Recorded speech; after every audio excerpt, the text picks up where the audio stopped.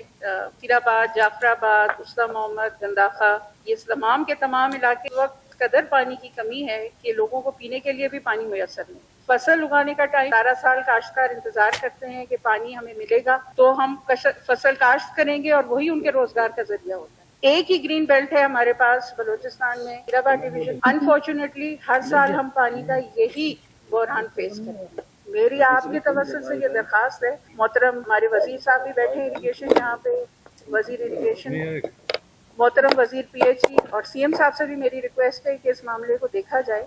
We are increasing mental and social distress in people. हमें इस चीज को देखना होगा।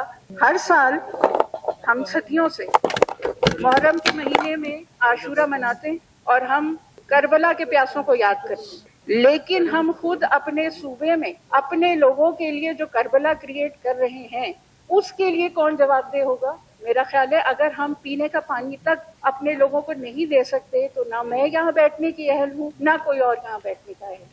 तो काइंडली इस चीज को देखा जाए कि पानी का ये मामला, ये बहरान जल्द अज जल्द हल किया जाए। पानी की जो शदीद बहरानी कैफियत है नसीराबाद में, खासकर खीतर में, उसके बाद बरफीटर में, पहली बुनियादी वजह यह कि दरिया सिंध में सखर के मकान पर एक दरवाजा गया, न सिर्फ टूटा वो भाग गया। अब उसकी बहाली के लिए 2 दरवाजे और डैमेज हुए।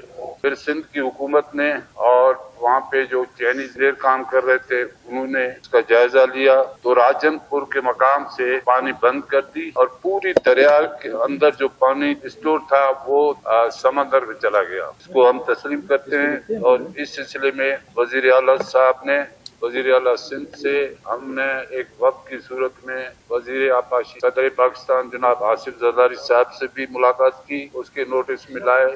2022 में जो सैलाब आया 35 किलोमीटर बिल्कुल सिल्ट पड़ा हुआ है, वहाँ पे बिल्कुल बराबर जमीन है पटफीटर के नाल। हमारा पानी पटफीटर में जो है 6,700 क्यूसेक है, इस वक्त 4,200 क्यूसेक हम सिंध से ले रहे हैं, लेकिन सिल्ट की वजह से पानी की जो बहाव है वो कम है, पानी रुका हुआ है। इस सिलसिले में 5 रुकनी जो बलूचिस्तान की सबसे सीनियर हमारे इंजीनियर हैं, उनकी एक कमेटी तश्कील दी कि वो 3, मैंने कहा कि 1 हफ्ते के अंदर अंदर रिपोर्ट दो। वजीर आला साहब ने हुक्म दिया कि नहीं 3 दिन के अंदर अंदर रिपोर्ट दें। आज टाइम ले लिया, कल वजीर आला साहब को तमाम सूरत हाल को की ब्रीफिंग देंगे और अपनी तजावीज़ उनको पेश करेंगे कि इसका मुस्तकिल हल हो। ये आज से सूरत हाल वहाँ नहीं है नहरी निज़ाम में, गुज़िश्ता 10-15 साल से है।